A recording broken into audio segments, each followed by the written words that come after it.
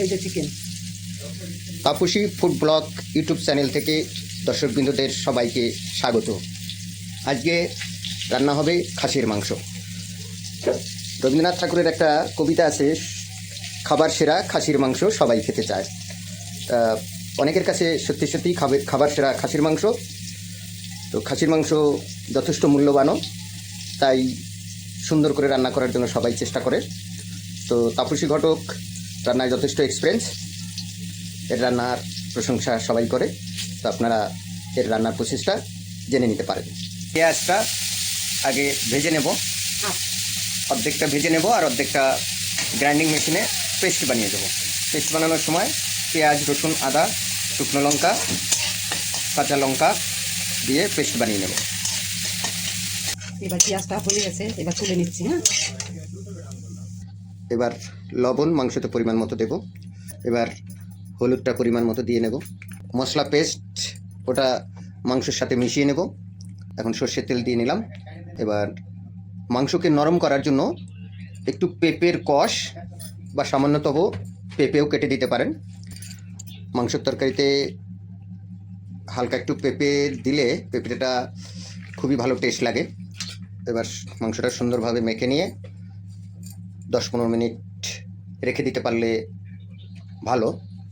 কড়াইতে তেল, কিছু শুকনো লঙ্কা, তেজপাতা, জিরা, তেজপাতা, শুকনো লঙ্কা একটু ভেজে নেব। লবঙ্গ, এলাচ দানাও দিয়ে নেব। এবার আদা তাপসী ঘটক তেমন কিছু পড়াশোনা জানে না, অথচ রান্নায় যথেষ্ট এক্সপার্ট হয়েছে। যারা এই রান্না খায় সবাই সুনাম করে। দীর্ঘ 10-12 বছর ধরে রান্নার কাজ করছে। মাংস উনুনে দিয়ে ঢাকনা দিয়ে ঢেকে দিয়ে 8-10 মিনিট জ্বালানি করে নিতে হবে। এরকম ঢাকনা খুলে মাঝে মধ্যে নেড়ে দিতে হবে। 8-10 মিনিট জ্বালানি করে নিতে হবে। এবার দিয়ে দেবো পেঁপে, 2 টুকরো পেঁপে দিয়ে দিলাম। দেখো এবার আমার চিকেনটা, মাংসটা হয়ে গেছে।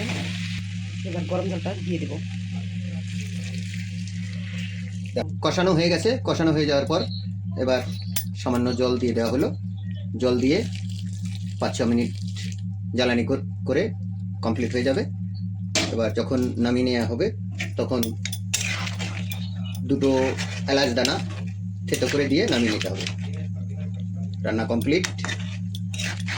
তো দর্শক বন্ধুদের কাছে অনুরোধ, আপনাদের ভালো লাগলে অবশ্যই লাইক করবেন এবং শেয়ার করবেন এবং কমেন্ট বক্সে জানাবেন রান্নার প্রসেসটা আপনাদের কীরকম লাগলো। রান্না হয়ে গেছে। এখন এলাচ দানা এবং লং থেতো করে দিয়ে দেওয়া হলো। আর আগে যে পেঁয়াজ ভাজা রাখা হয়েছিল সেটা লাস্টে দিয়ে দেওয়া হলো। রান্না সমাপ্ত।